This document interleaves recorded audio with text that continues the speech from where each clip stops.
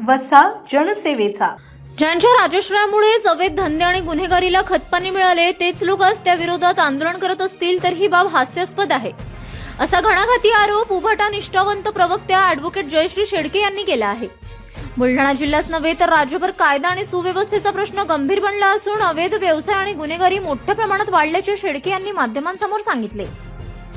विशेष म्हणजे आता भारतीय जनता पक्षाला त्याच्या मित्रपक्षाकडून घरचा आहेर मिळाला असून निदान यानंतर तरी प्रशासन जागे होऊन कारवाई करेल का असा सवाल त्यांनी उपस्थित केला।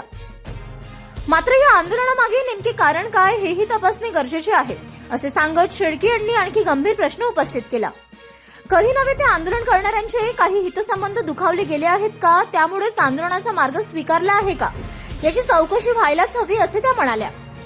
याचबरोबर जिल्हाधिकारी कार्यालयासमोर आंदोलनाला परवानगी देण्याच्या मुद्द्यावरूनही त्यांनी प्रशासनाला धारेवर धरले।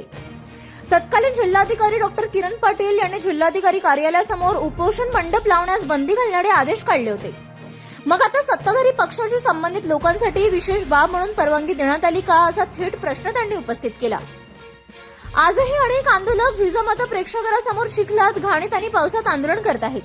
दुसरीकडे सत्ताधारी पक्षातील लोकांना जिल्हाधिकारी कार्यालयासमोर आंदोलनाची मुभा मिळत असेल तर बुलढाण्यात सामान्यांसाठी वेगळे आणि सत्ताधाऱ्यांसाठी वेगळे नियम आहेत का, असा सवाल आता जनतेतूनही विचारला जात आहे। बुलढाणा शहरात आणि परिसरामध्ये ज्यांच्या राजाश्रयाने अवैध व्यवसाय आणि गुन्हेगारी वाढलेली आहे त्यांनीच आता त्याविरोधात आंदोलन करावं हे अतिशय हास्यास्पद आहे। आम्ही तर वारंवार हे सांगत आलो की केवळ बुलढाणा जिल्हाच नाही तर राज्यभरामध्ये कायदा आणि सुव्यवस्था राहिलेली नाही।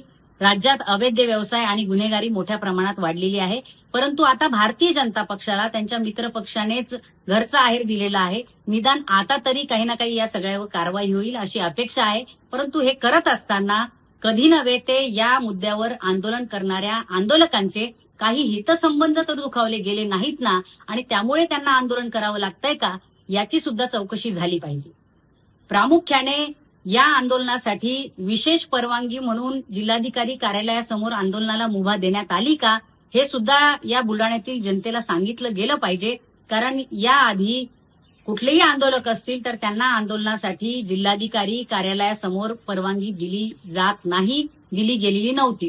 आजही अनेक आंदोलक हे जिजामाता प्रेक्षागार बुलढाणा इथे चिखल पाण्यामध्ये, पावसामध्ये आंदोलन करीत आहे आणि असं असताना दुसऱ्या बाजूला केवळ सत्ताधारी पक्षाची लोक आहेत, म्हणून त्यांना विशेष बाब म्हणून जिल्हाधिकारी कार्यालयासमोर परवानगी देण्यात आली आहे का, हा सुद्धा जनतेचा प्रश्न आहे।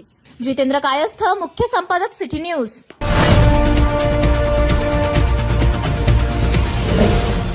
सिटी न्यूज, वसा जनसेवेचा।